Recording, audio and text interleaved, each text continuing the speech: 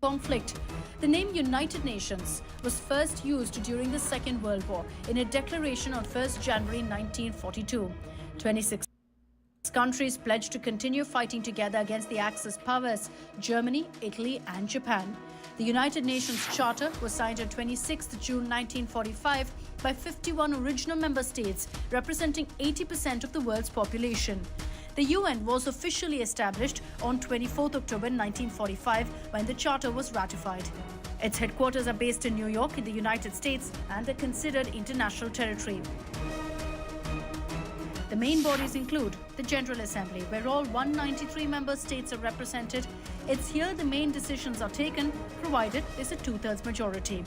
The Security Council is responsible for maintaining international peace and security. It has 15 members, 5 permanent with the right to veto and 10 non-permanent members. The Economic and Social Council is in charge of economic, social and environmental issues. The International Court of Justice, based in The Hague, is the principal judicial organ of the United Nations. The Secretariat is home to the head of the organization, the Secretary General, who is appointed for a 5-year renewable term by the General Assembly on the recommendation of the Security Council.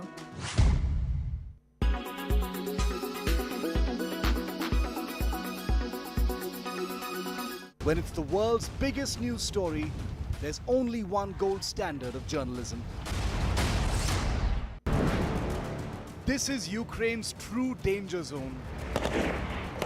Up close and fearless in Ukraine's combat zone. When it's the world's biggest news story, there's only one gold standard of journalism. You are watching. He reports amidst the attacks. Very close. It was just on top of us, everybody on the ground. He reports amidst the shellings. Bombing is coming closer to us. Everybody's running now. Panic everywhere. He reports from cities under siege. A Special Forces veteran's unmatched view of the war. They're fighting. They're fighting on us now. Because I tried to show them on the camera. Okay, you need Go. Don't stop, bro. Don't stop. Soldier reporter Rajesh Pawar, only on India Today.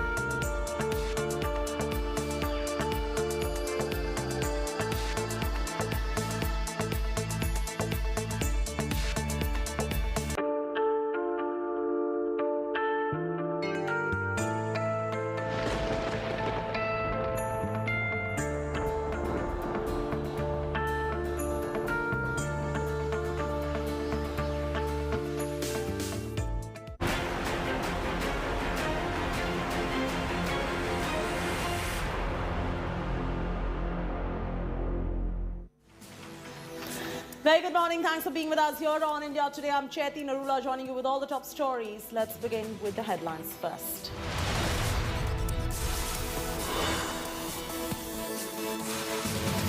It is day 18 of the Russia-Ukraine war entering day 18. Putin escalates his offensive on Kiev. However, Zelensky seems budging from his hard stance as he's proposed talks with Russia in Israel on condition of ceasefire.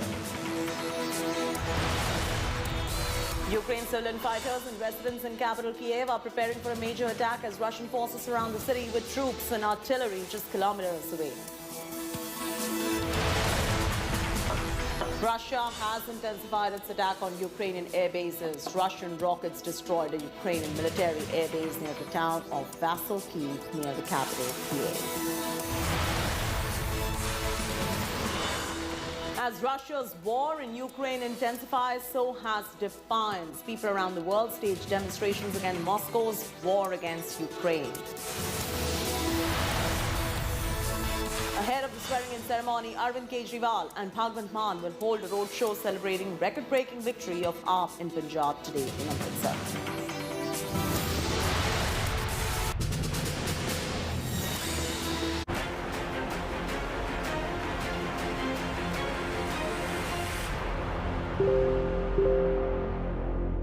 Today, and it seems like Zelensky is budging from his hard stance. On Saturday, Zelensky proposed to meet Putin with the condition that Israel mediates the talks. Zelensky asked Israeli Prime Minister to act as an intermediary. This comes on the back of German Chancellor and French President Macron dialing Putin, urging Russian President to agree on an immediate ceasefire in Ukraine. Meanwhile, Russia has escalated its offensive on Kiev. Ukraine's defense ministry claims that Russians shot at women and children who were trying to evacuate along a green corridor in Kiev, killing 7 people. 1 child is also dead. Ukrainian president said Russia was sending in new troops after Ukrainian forces had put 31 of its battalion tactical groups out of action. Putin had approved bringing volunteer fighters from Syria and other countries to join Russian offensive. On Sunday, Ukraine claimed to shoot down 2 Russian choppers in Kherson.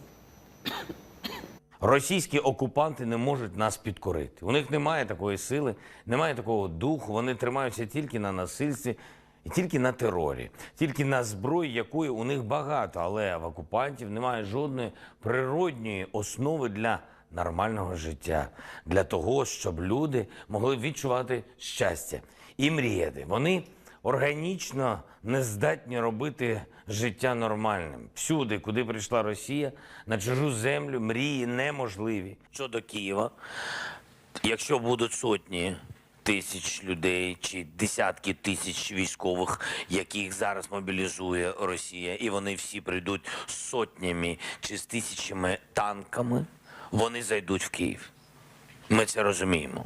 Якщо вони будуть робити коврове бомбардування і просто вирішать стерти історичну пам'ять всього цього регіону, історичну історію Київської Русі, історію Європи, вони зайдуть в Київ. Якщо вони знищать всіх нас, вони зайдуть в Київ. І тому, якщо в цьому ціль, то тоді пускай заходять, але їм прийдеться жити на цій землі самим. Точно без нас. Друзів серед нас вони тут не знайдуть. India Today has been keeping you updated on all the action from Kiev. Russian troops are now going all out to capture cities surrounding the capital. And my colleague Gaurav Sawant gets you this report from the suburbs. Massive damage in Russian bombing in this residential area in the Kiev region. This is Bela Serkov. This is about 70 kilometers from the heart of Kiev. And just look around. These are residential homes that have been damaged in the shelling. Destruction here and multiple rockets, multiple rounds fired in this area, and many homes in this area have been destroyed. This was somebody's house. The entire frontage here has been destroyed.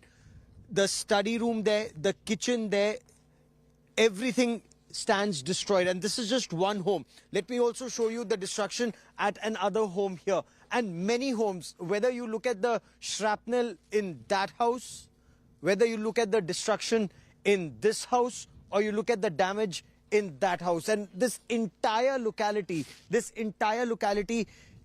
has now been vacated. As you can see in images, soon after the bombing, people are rushing out of here. They're leaving this area because it's considered unsafe. Now, one set of rocket that comes and then that volley continues to come in. These are civilian areas that are being targeted. The soldiers say that there is no military installation in this area, and yet residential blocks continue to be targeted on the outskirts of Kyiv. With cameraman Pavan Kumar in Bela Serkov, Ukraine, Gaurav Sawant for India Today. Day 17 of the battle is coming alarmingly close to the capital Kyiv. But it's not as if the Russians are having a field day or an easy ride. They are being resisted at every step. In fact, several Russian tanks were destroyed in the Brovary area where India Today's Shweta Singh, Geeta Mohan and I were reporting. Now the Russians have actually been pushed back, according to a report filed by our colleague Rajesh Pawar. The Russian forces, they tried to advance, but the big defense, the massive defense and a counter-attack mounted by the Ukrainian forces forced the Russians to step back and reassess their strategy. And even as we speak, you can hear shelling at a distance. And this shows that even on day 17, this battle for the capture of Kyiv and for the defense of Kyiv is well and truly on. The once vibrant capital city of Kiev has now turned into a ghost town. The streets deserted with more roadblocks than cars. A few residents left are bracing for an imminent Russian attack.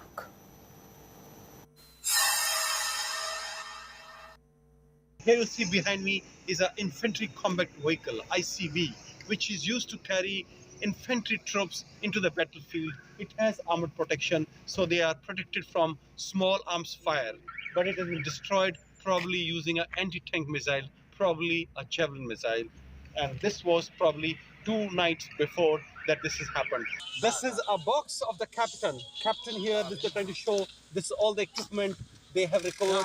They told I can take this away. This is the Russian army, the t-shirt, all the clothes here, equipment here is from the Russian army, which has been recovered from the tank. They have towed the tanks away, but this is all is left over behind here, behind us. There's a pile of disposable anti-tank rocket launchers, and a lot of them here which have been used, and they have been kind enough to allow us to film this. Beside this, we are not allowed to film anything. Liana, you are not afraid? No. No? No. No? Garage. And what weapon you are carrying? I have pistol. Can I show? Can I show here? It's a Makarov pistol she's carrying, and you were before this. What work were you doing? Работа. Что работа before this? Полиция. She was police, armed police. Kinova. She was in armed police before this, and now she's working along with the army to defend this checkpost, which is on the front lines between Russian army and the Ukrainian army.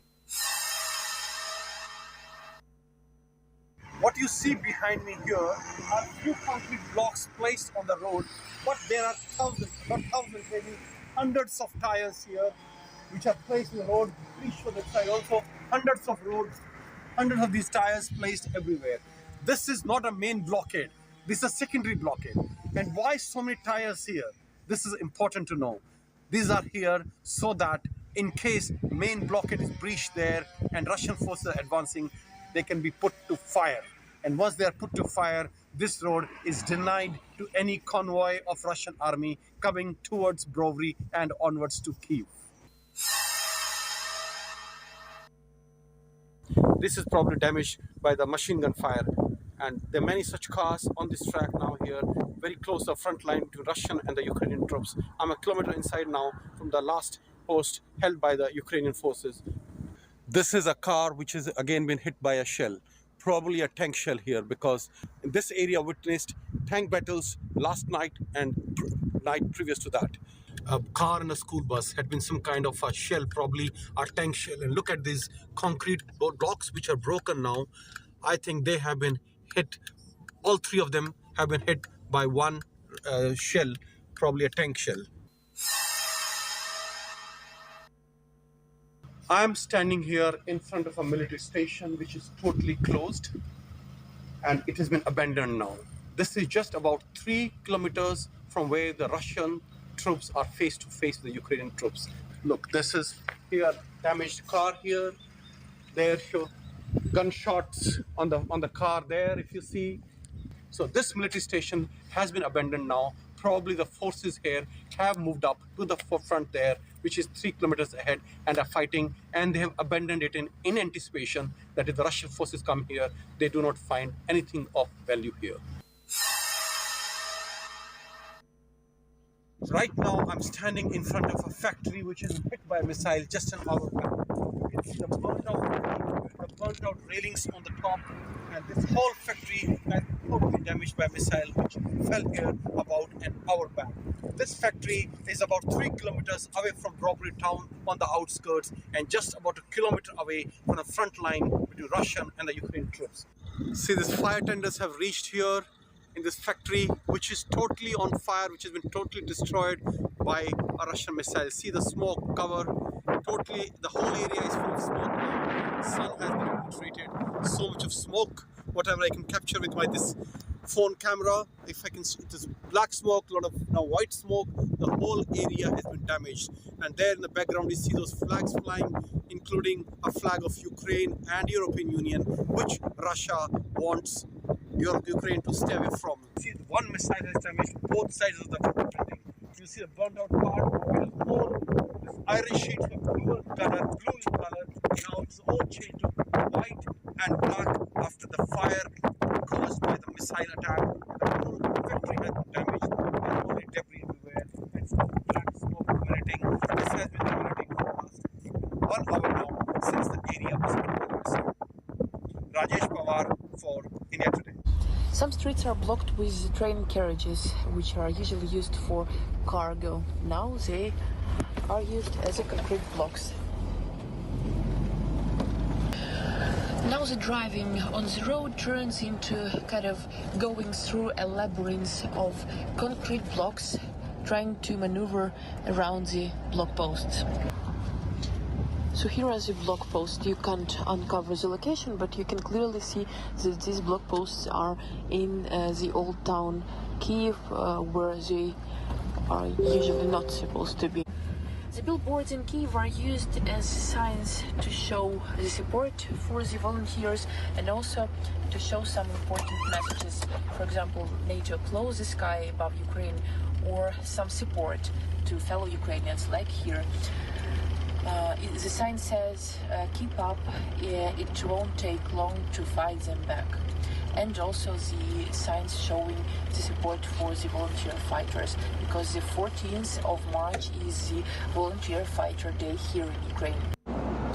On the sidewalks around the city you can see smashed cars. Some of them smashed against the concrete blocks in the road, because there are no lights in the streets at night and cars just do not notice these blocks. Also the traffic lights have been switched off for a long time, so you could see only the yellow light kind of blinking, and the traffic lights were switched on just 3 or 4 days ago because of the numerous actually traffic accidents. Cars are driving really very fast and without traffic lights. Some of them are really getting into trouble and staying just on the sidewalks smashed, because nobody right now has the time to do repairing or to get these cars out of the way.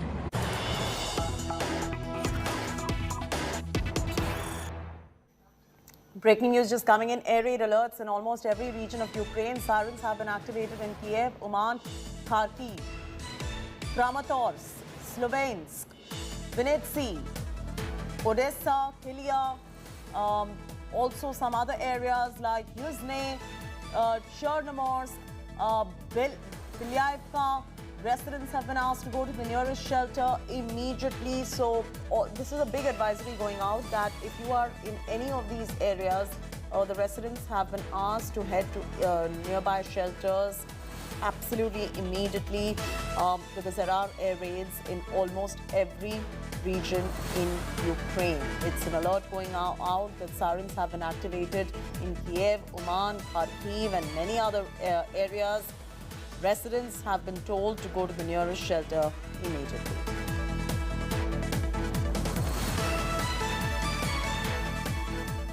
Slipping to a break. When we return, missiles target US consulate in northern Iraq. Details in just about a minute.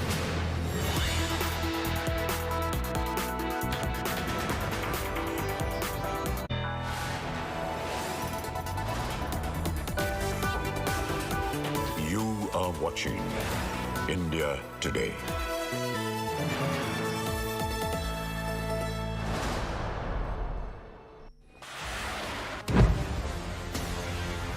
can hear more blasts that are taking place. We are moving away from this area. We are being told to leave this area because it's not safe to be here. Kyiv braces for an imminent attack over the next 24 to 48 hours. With cameraman Pavan Kumar reporting from Ground Zero, Kiev, Ukraine, Gaurav Sawant for India Today.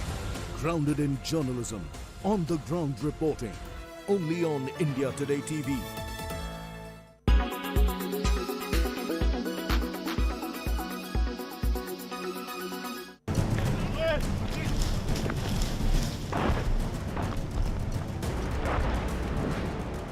This is Ukraine's true danger zone.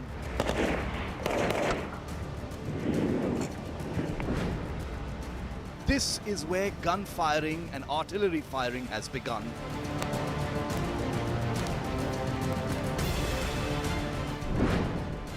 After a perilous 14-hour train journey from Kiev, India Today reports from the real war zone.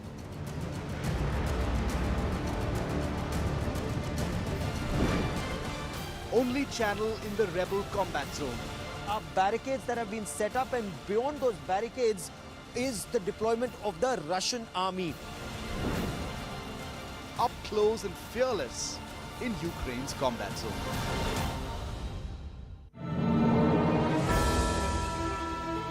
Do you own a vehicle? How much do you spend on petrol every month? Well, due to the Russia-Ukraine crisis, chances are petrol prices in India will rise again. Finance Minister Nirmala Sitharaman expressed her worries over petrol and diesel prices rising over ₹6 to ₹7 after the state elections. The global supply chains of crude oil are affected due to the Russia-Ukraine crisis. Russia accounts for 1 in every 10 barrels of oil consumed globally. Even though India does not import a major amount of its crude oil from Russia, due to the global supply chain, its effects will reflect. Crude prices have elevated to a high level, and amid the escalating tensions, analysts expect the prices will continue to remain high. India is heavily dependent on imports for crude oil. This will lead to rising crude oil prices in India. Crude oil prices have risen to a 7-year high. The sanctions imposed from the West on Russia is a key factor in the prices of barrels. The sanctions will create a chain reaction across the global supply chain, but the prices won't flare too high if the Iran nuclear deal is secured. But how dependent is India on oil imports?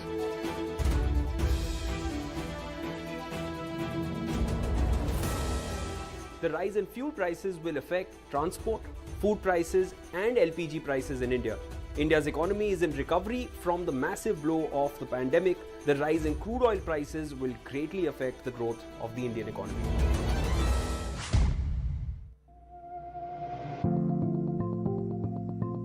With the recent tensions that arise between Russia and Ukraine, the European Union plays an important role in diplomacy, human rights, trade, and humanitarian aid.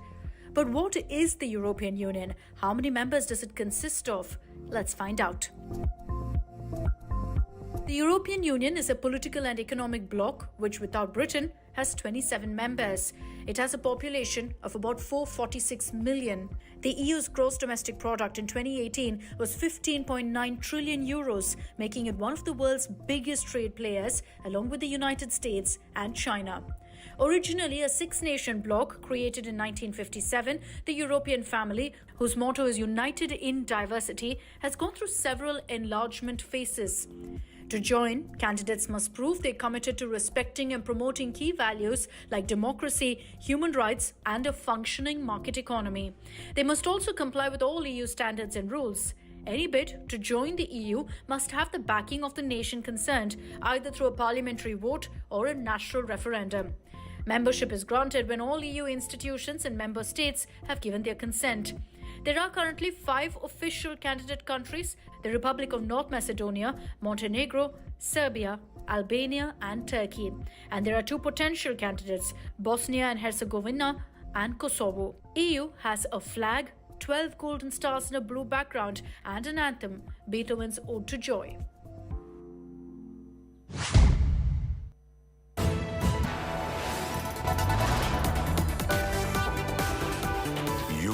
are watching India Today.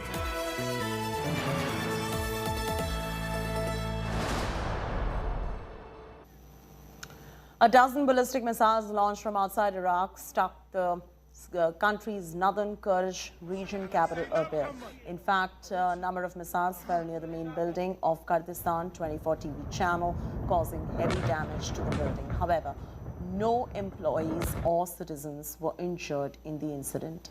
A U.S. State Department spokesperson called it an outrageous attack, but said that no Americans were hurt and that there was no damage to U.S. government facilities in Erbil. The management of Kurdistan 24 said in a public statement the attack caused the channel to stop the broadcast for a few minutes.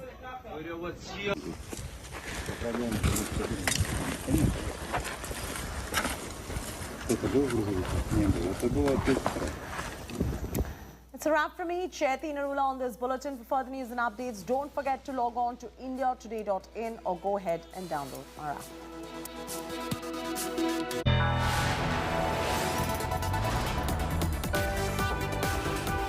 You are watching India Today.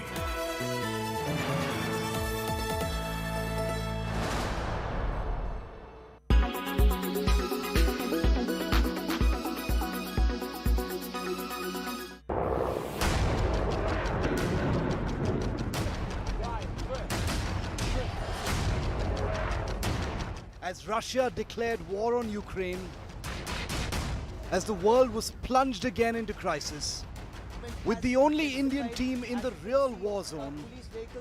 This is Mariupol. You hear a series. Hear this sound. I will show you a quick, so to say, bombshell room tour. I can smell the gunpowder in the air. And without pause, India Today totally dominates viewership and smashes the competition. When it's the world's biggest news story, there's only one gold standard of journalism.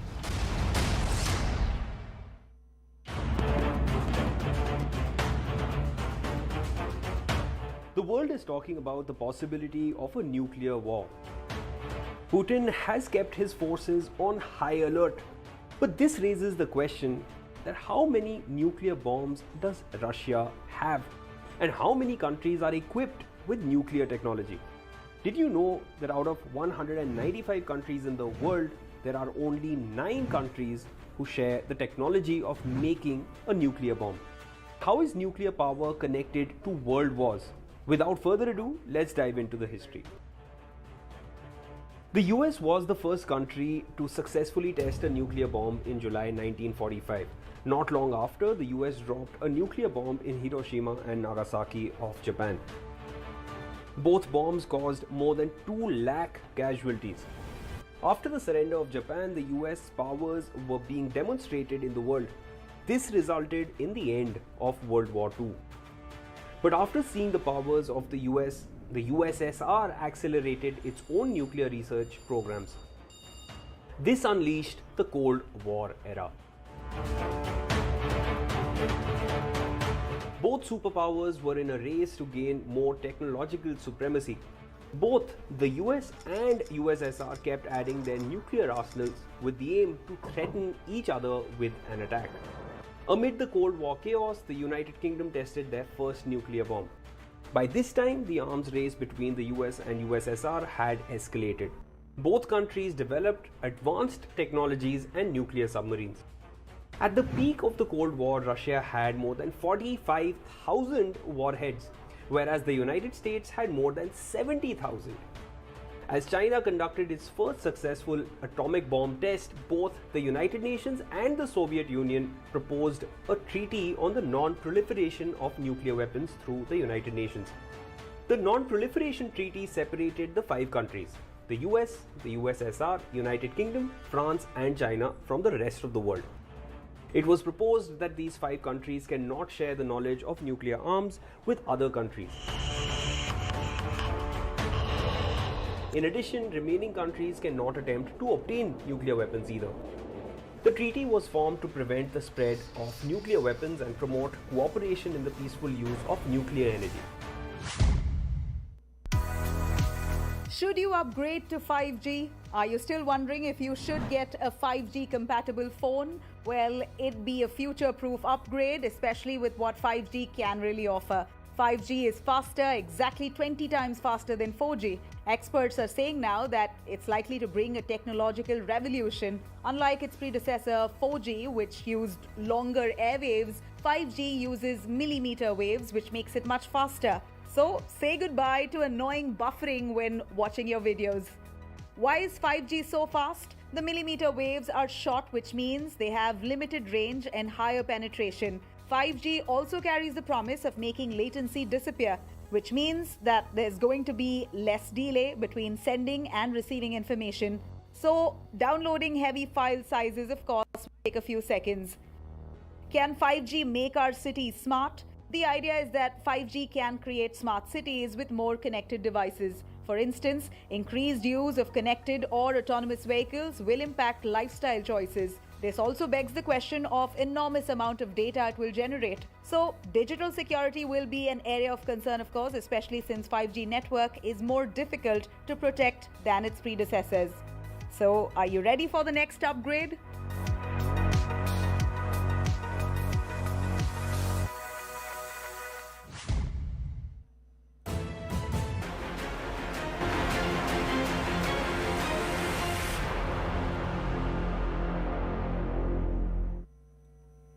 Hello and welcome to an India Today special broadcast that comes to you from the strife-torn Ukrainian capital Kiev.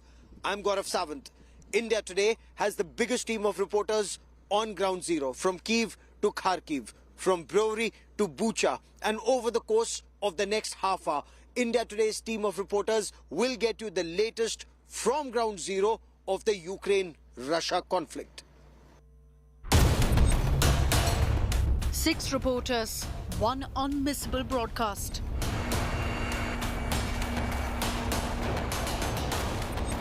Russian troops at Kyiv's gates. Attack drones now in Kyiv skies. War ruins pile up, Putin tightens grip. India Today reports from the real war zone. The world watches India Today. The night intervening days 16 and 17, there was massive shelling, not just of Kyiv, but of adjoining areas. Irpin, Bucha, Brovary. Now, these are the 3 axes, the routes to Kiev, and they saw intense shelling and movement forward. Ukraine's President Zelensky claims that the mayor of one area has been abducted by the Russians. News here is also about the mayor of Chernihiv. He chose to end his life and not support the Russian forces or work under the Russians. We bring you our top story. After 2 weeks of non-stop bombing and fierce battle, Vladimir Putin's forces have infiltrated Kiev. Russia's special troops are targeting key establishments in the capital city. Ukraine claims Russian soldiers are trying to enter Kiev in civil dress. So we are expecting enemy from any hour, and because they are absolutely nearby Kiev, our army would like and try to stop them, but some people, some soldiers try to go inside of Kiev because they have order, and so our order is to stop them, and so to absolutely to kill all possible enemies. They are trying to use civil cars, they are trying to use civil clothes, to come inside Kiev. They have weapons, and the question is that it's rather dangerous, and so we'll try to infiltrate them, to stop them, and sometimes when their tanks are blocked or, for example, fired, so they try to go inside of Kiev, and so the question is to infiltrate first of all them and to destroy and, of course, to kill them. As the battle for Kiev intensifies, Ukrainian soldiers have refused to bow down. They have vowed to fight back against the aggressor Russia. Yeah, it is interesting. It's quite wide, and the Russians are, some distance away. Should there be a forward movement, an advance, what's the tactical strategy to stop the Russians? you know, I can't see you about all our plan, but we're ready and we're waiting, no problem. What would worry Ukraine is the movement of 64-kilometer-long Russian battle convoy that was seen last near Antonov Airport in Kiev. The huge convoy is now redeployed to Kiev, another indication that the capital is about to see a final assault. Trenches have been dug up to ensure that there is enough protection and defense for the Ukrainian forces to ward off the Russian invasion. Russian forces are here just a distance away, not that far away. We will not give out the logistics, but this is one of the frontline areas where trenches have been dug up. Officers over here say in a matter of 2 or 3 days, these trenches, community also coming in to help in the digging of the trenches. Bunkers have been set. They're all prepared, all set to take on the Russian forces. With British journalist Syed Mohsin in the frontline area of Ukraine, Geeta Mohan for India Today.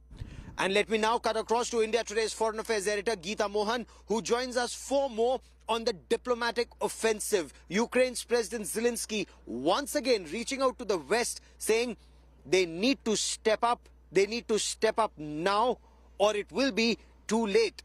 But there's also a face-off between President Zelensky of Ukraine and President Vladimir Putin of Russia. Geeta gets us more. Thanks, Gaurav. Let's take you through the discussions that are taking place between Russia and Ukraine. Interestingly, the Russian president claims that the talks have taken a positive turn. It is a clear contrast from what is really happening on the ground. Diplomatic talks behind closed doors. Unabated assault on ground. The irony of this conflict is hard to miss. Satellite towns reduced to rubble, the Russians have paved their way into Kyiv's doorstep. Missiles and bombs are flying across Ukraine's skies, and so are the claims and counterclaims between the presidents of the two warring nations. With 4 rounds of talks between Russia and Ukraine deadlocked so far, Vladimir Putin has dropped a big hint. I will obviously inform you about the situation in Ukraine. First of all, on the progress of the talks that continue practically on a daily basis. There are certain positive shifts. Negotiators on our side tell me. Putin's claim was promptly rejected by Ukraine's foreign minister Dmytro Kuleba, who said there's been no progress in peace talks. Upping the ante against Moscow, Ukrainian President Zelensky refused to back down, claiming that his forces are heading now towards victory. Zelensky called out Putin for attacking cities and civilian structures. We can see our military victories and enemies' losses. We expect that the fight will be over sooner, that the occupants will fall sooner. But it is life, it is war, it is a fight. We still need time, we still need patience, our wisdom, energy and ability to do our job at the highest level to reach the victory together. Amid this fierce war of words, missiles continue to rain over Ukraine. Putin is clearly tightening his grip, refusing to budge on his demands. His men now at Kyiv's gates. Are Russian troops gearing up for greater escalation if peace talks break down? Bureau Report, India Today. I now hand over to my colleague Rajesh Pawar, who has been living and is based out of Ukraine and knows the landscape and how things have changed in this country in a matter of 2 weeks. Thanks, Geeta. Ukraine is a beautiful, lovely country filled with bustling cities and many tourist sites. But I have seen firsthand how this lovely country has been ravaged by war. Once brimming with life and urban settlements, now reduced to rubble.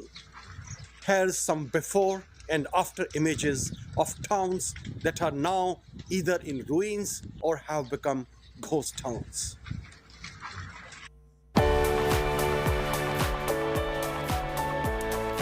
Captivating cathedrals, marvelous monasteries, historic monuments, and cities with grand historic landscapes. This was Ukraine for tourists holidaying in Europe's second largest country.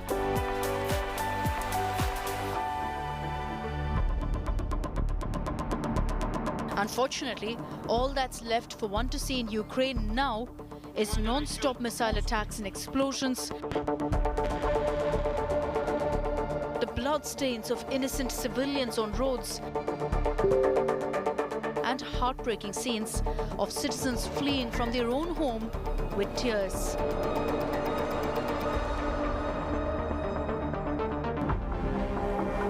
Images on your screens show the mass destruction captured in the central city of Ukraine in Dnipro.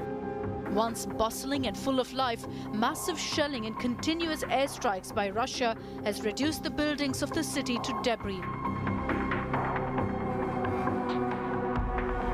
The beautiful town of Volnovakha has also been impacted by heavy shelling in the last few weeks. The intensity of the attacks is visible. Smoke continues to emerge from the buildings that are burnt and in shambles. Kharkiv, the second largest city in Ukraine, continues to be one of the worst hit. Yatskoka, a village in the suburbs of Kharkiv, is now filled with scenes of heavy damage to residential buildings. These videos are from a suburb in Barishivka of the capital city of Kyiv, which is in ruins. The outskirts of the region has been reduced to rubble. Commercial establishments are burnt, residential buildings reduced to debris. Ukraine is also a traveler's paradise. This is one of those last genuine destinations in Europe where you can explore a lot of areas. And this is a tourist paradise, or at least it was, when lakhs and lakhs of tourists visited this country earlier. Now the problem is this country is just struggling to stay afloat amidst the Russian invasion. With cameraman Pavan Kumar in Kiev, Ukraine, Gaurav Sawant for India Today. Over to Sergei now, who will take us through the inspiring stories of Ukrainians fighting back. Thanks, Rajesh. War is a terrible reality. The death, the destruction, the end of everything that was normal. The terrible tragedy of Ukraine is visible in the continued demolition of their cities and towns. And yet the country holds on, fighting back against immense odds.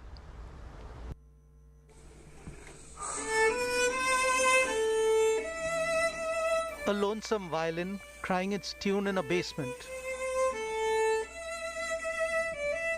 Unappreciated, fearful and alone. Waiting for the next bomb to fall. Yet defiant, to play on till the sound of war can no longer be heard.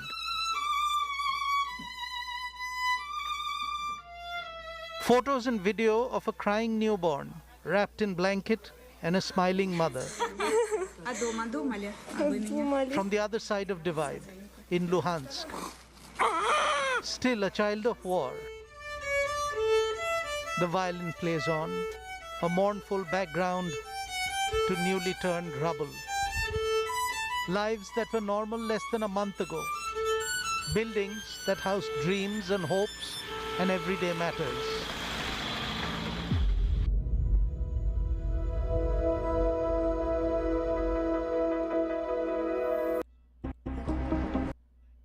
To their lives and well-being. With the intensifying of indiscriminate bombing of civilian targets, lives are being lost, and some of them are children. On 7th of March, human rights sources inside Ukraine released actual numbers of children killed, 38 dead and 71 injured. The survivors are rushing to the borders, clad in their winter clothing, holding on to their mothers or elders, trusting hands clasping those of adults. making unplanned journeys to the unknown, to faraway lands where strangers try and make them feel welcome. Just 2 days ago, we had a transport of 700 kids. And, you know, it's not easy to find a place for anybody, but it's even tougher to find a place for 700 kids in the same one place.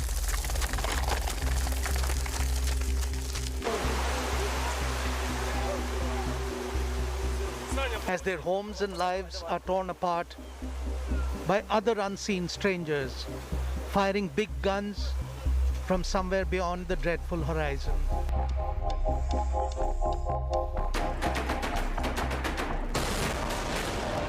Natasha, a 16-year-old Ukrainian refugee from before this war even started, writes, "The war came to us and happiness is no more than a ghost from my dreams." Natasha used to live in the seaside village of Shirokne in eastern Ukraine. The last time she saw her house, she was 11. Natasha writes, "Our hearts are full of sadness. We have no home. The night is black."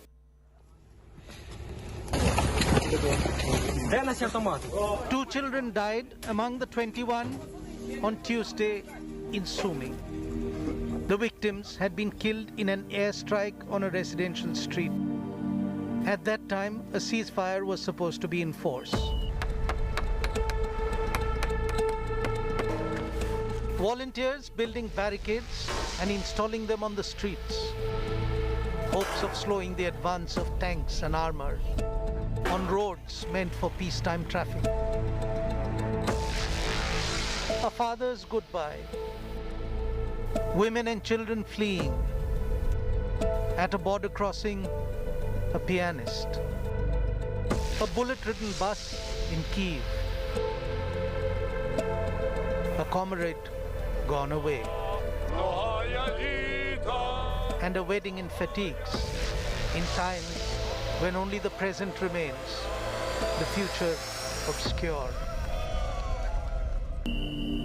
Every day that the war in Ukraine goes on, every day that the bombs rain from above, every time another school goes up in flames, and every bullet that takes a parent away, another Natasha's heart fills with sadness. 100 hearts sad, and the night stays black. I now hand over to my colleague Gita, who will talk about the big face-off the biological weapons. Claims and counterclaims are flying thick and fast in the Russia-Ukraine crisis. Now, it is the Russian side that is accusing the United States of America of working with Ukrainian laboratories and creating biological weapons. Washington, D.C. has dismissed such claims, but this found mention at the United Nations Security Council as well. Here are the details.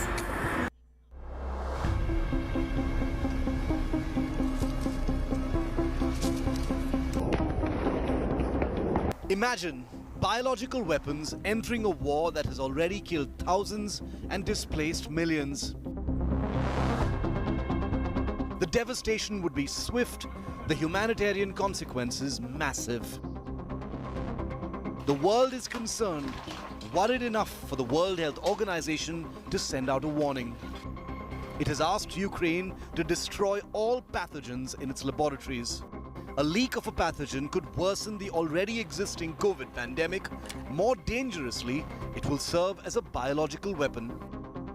Russia says the United States has chemical and biological weapons labs in Ukraine. We confirm facts revealed during the special military operation in Ukraine, which prove that the Kyiv regime has been destroying the evidence of military biological programs Kyiv was implementing. They were funded by the US Department of Defense. A claim that's been endorsed by China. The White House has termed the Russian claim as preposterous. We are directly involved. We are providing $1 billion in security assistance. We are the largest provider of that. We are providing humanity. With the U.S. military going and engaging in Ukraine and fighting a war against Russia, we don't have any intention to do that. Russia is the country that has a chemical and biological weapons programs. President Zelensky of Ukraine too went on record as saying that Ukraine had no biological weapons. They accuse us, again us, that we are allegedly developing biological weapons. Allegedly, we are preparing a chemical attack. This makes me really worried, because we have been repeatedly convinced. If you want to know Russia's plans, look at what Russia accuses others of. Look, spreading such accusations in the Russian media shows that it is they who are capable of this. America, on the other hand, has charged Russia with having plans to use biological weapons in Ukraine. The worry is Russia has a track record and a stockpile of biochemical weapons, including nerve agents. The showdown over biological weapons even reached the doors of the United Nations. We believe Russia could use chemical or biological agents for assassinations as part of a staged or false flag incident or to support tactical military operations. I remember another story which was mentioned many times and in many contexts about the container shown by Colin Powell, which became the foundation for the United States going into Iraq, leading to huge levels of suffering, victims and destruction, which then also reverberated in the whole region in the form of the terrorist organization called ISIL. The UN, however, made it clear that there was no evidence to back Russia's claim of a biological weapons program in Ukraine. The United Nations is not aware of any biological weapons programs. So what exactly are bioweapons? The WHO says biological weapons are microorganisms like viruses, bacteria, fungi or other toxins that are produced and released deliberately to cause disease and death in humans, animals or plants for strategic effects. A new potentially dangerous dimension has been added to the Russia-Ukraine war, one that has to be countered at any cost. The World Health Organization has asked the government in Ukraine to destroy all the pathogens in labs in Ukraine to ensure that there is no threat of a biological leak or a problem that could create a situation worse than the COVID pandemic. Russia, of course, has warned that the government here in Ukraine is trying to ensure that there would be biological weapons that are being prepared, a charge that's been denied very strongly by the Ukrainian President Volodymyr Zelensky. With cameraman Pavan Kumar in Porvory, Ukraine, Gaurav Sawant for India Today. Over to my colleague Rajesh Pawar, who now tells you the heartbreaking story of the real victims of this war. Little children were scared for their life. 1 million children have fled Ukraine since the Russian invasion began 17 days ago. Most of them are taking a 2-day-long bus journey to neighboring countries for a safe life. As the Russian army continues to bomb key Ukrainian cities, the future of thousands of children remains uncertain.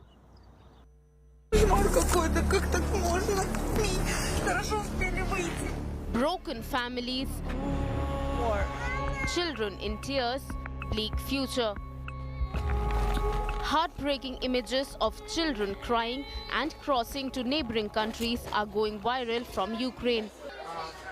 Most of them are orphans and are taking a 2-day-long bus journeys towards safety in the West. According to UNICEF, 1 million children have fled Ukraine since the Russian invasion. 14-year-old Alexandra, now in Lithuania, describes hearing the noise of non-stop missiles at night near her orphanage. They wanted to bomb the nearby military installation, but it ended fine for us. We only heard the missiles fly by and it was frightening. They make a whistling sound as they pass. I did not see them, but I know that they were flickering in dark. I'm afraid for those who did see that. We did not see it, but it was very scary. The United Nations says the exodus is the fastest growing refugee crisis of Europe since World War II. It was very difficult for the little ones when we were leaving. They were crying because they had to leave their teachers. It was very difficult. Even my heart was broken because it was very difficult for small children as they are little. During these 3 to 4 days, children had to go to the basement for shelter many times. Ukraine's neighboring countries have opened their doors to hundreds of war orphans. When we realized that it would not end soon, during these 3 or 4 days, children had to go to the basement for shelter many times when the sirens came on. We took a decision that we had to leave and take them to safety. As Russia continues to bomb key Ukrainian cities, the future of thousands of children remains uncertain. Bureau Report, India Today. There is clear and present danger here in Kiev and almost across Ukraine. India Today's team of reporters and I will continue to